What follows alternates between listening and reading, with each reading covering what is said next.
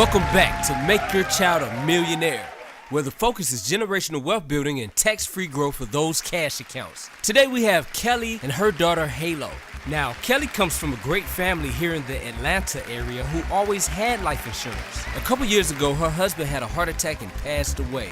Kelly's on her own now, taking care of their 11-year-old daughter, Halo, and wanted to begin a permanent life policy that her little girl could borrow against for major purchases at different points in her life, to recapture that interest when she pays it back to herself. Kelly knew that through proper planning, she could finance wealth and make her daughter a millionaire. Now, this is a wise concept that some parents nowadays are using for their children's financial future. So, this is not a secret. She's here to play millionaire, and she's playing to get $1 million in her child's pocket. Now, here are the rules of the game. A child can only have half as much coverage as their parents does, so Kelly doesn't smoke tobacco, and she's in standard health. So the option we found her was a 30-year, $250,000 term policy for around $35 a month to pay off her house in the event of her passing. And she says she wants to start putting away $100 a month into her daughter's policy. Now, since Halo is a minor, Kelly's the actual owner of the policy. She can borrow against it or make withdrawals if needed. When a child comes of age to maintain the policy on her own, or if her mother passes away, the child or guardian will then become the new owner administrator of the policy. Since the policy was purchased while the child was so young, in this case 11 years old, her monthly premium is locked in at $100 for the entire payment period, even at times when her friends are paying hundreds of dollars a month for the same coverage. With this product, she has flexible payments, so if the finances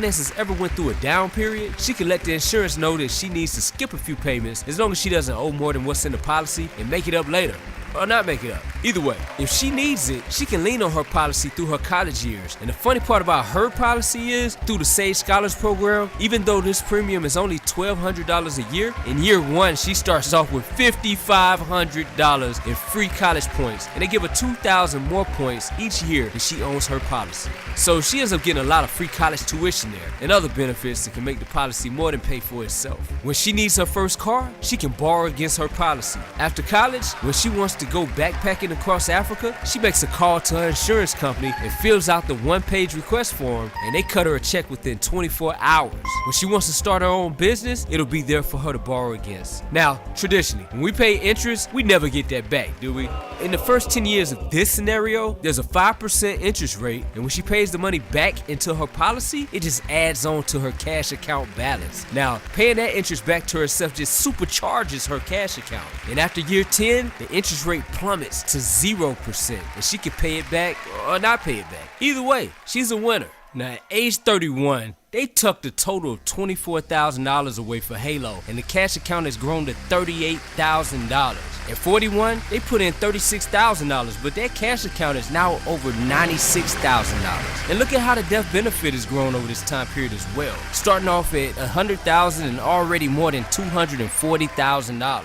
At age 51, the $48,000 that they paid into this thing has now grown to $218,000. And that death benefit is now at over $403,000. And when she gets ready for retirement at age 65, the payment period ends. And even though they put in $64,800 over her entire lifetime, that cash account is now at $637,000. And this lucky girl has over $777,000 in death benefit. So, at $1,200 that they're putting away each year until she's age 65, that's a total premium paid of $64,800. They thought it made the most sense to stop making the premium payments at age 65 because what happens at 65? Most people want to enjoy their retirement around that age. That's when her policy starts paying her through tax-free, interest-free loans. And when she cuts on the cash, even though they put in a total of $64,000, at age 66, that first year that she starts getting her policy loans, she gets $61,670, tax-free money, and another $61,000 policy loan every year afterwards until she's 120 years old, for a total of $3.3 million